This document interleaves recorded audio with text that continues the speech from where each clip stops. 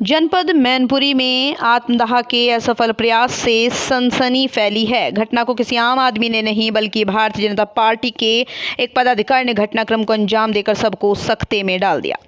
दरअसल पूरा मामला जनपद मैनपुरी के करहल तहसील मुख्यालय का है, जहां गले में तिरंगा झंडा पहने युवक तहसील मुख्यालय पहुंचा और अधिकारियों पर अशोभनीय टिप्पणी करते हुए धमकाया।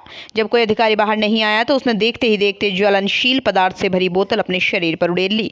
माचिस की मांग करने लगा। आत्मदाह का प्रयास देख तहसील मुख्यालय पर हड़कंप मच गया।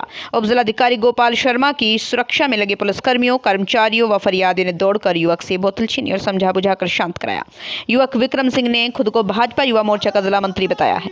भाजपा नेता ने एसडीएम करहल और लेखपाल पर जमीनों पर कब्जा करा भ्रष्टाचार करने का आरोप लगाया है। वहीं एसडीएम करहल ने खुद पर लगे आरोपों को निराधार बताकर लेखपाल पर जांच बैठाई है। एसडीएम गोपाल शर्मा ने तहसीलदार को जांच के आदेश दिए हैं। मैनपुरी यूपी, रामकिशोर वर्मा की रिपोर्ट। आज तहसील में आके आपने आत्महत्या करने की कोशिश की है, किस वजह से? एसडीएम साहब से यहाँ कई मामले थे जिन पर भ्रष्टाचार हो रहा था, जमीनों पर कब्जा कराए गए थे। आपका व्यक्तिगत मामला था या जनहित का? मेरा निजी मामला कुछ भी नहीं था, सारे जनहित से जुड़े मामले थे। तो इनसे समझ में करीब 1 साल से, अब मार्च अप्रैल से मैं इनसे मिल रहा हूँ। उन पर कोई कार्रवाई नहीं हो रही थी। जमीनों पर कब्जे हो रहे थे, सरकारी जमीन पे भी कब्जा, निजी जमीन पे भी कब्जा था। एक फर्जी लेखपाल है, वो वहां पर लूट मचा रख के पैसे लेता है और कब्जा कराता है। कई सारी शिकायतें। उप जिलाधिकारी पे आपने भ्रष्टाचार का आरोप लगाया। बिल्कुल बिल्कुल। किसी तरीके से किसी ने कोई भ्रष्टाचार करते हुए इनको देखा या कोई लेन देन हुआ है? किस आधार पे आपने कहा है?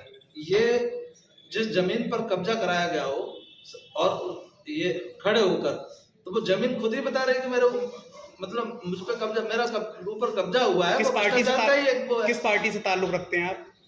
मैं फिलहाल देश समाज सेवी हूँ, तिरंगा धारण करके चलता हूँ। मेरा तिरंगा यहाँ पे ले दिया किसने, और भारतीय जनता युवा मोर्चा में मैं जिला मंत्री हूँ।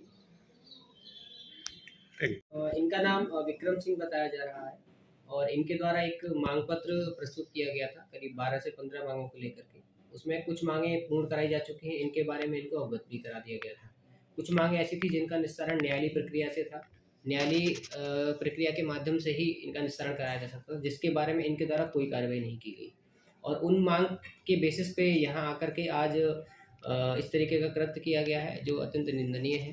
साथ ही इनको बुला कर के बात भी की गई, इनको बुला के बैठा के समझाया भी गया। फिलहाल संतुष्ट हैं और किसी भी प्रकार की कोई अनहोनी जो है नहीं हुई है। इससे पहले, आपसे पहले भी एक एसडीएम साहब थे रतन वर्मा जी, उन्होंने इस व्यक्ति के खिलाफ कार्रवाई की थी।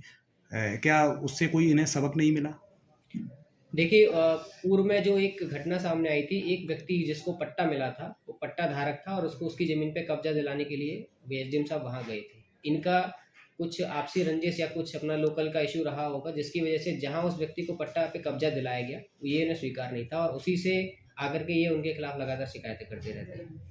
तो इसके बारे में भी इनको बता दिया गया था, लेकिन चूँकि इनकी मांग है और कुछ ऐसी मांगें भी हैं जिनको हम पूरा नहीं कर सकते हैं, तो ये केवल दबाव बना करके प्रशासन के ऊपर और शासन के ऊपर अपनी मांगों को पूरा कराना चाहते हैं, जो किसी भी दशा में स्वीकार नहीं है। शुक्रिया।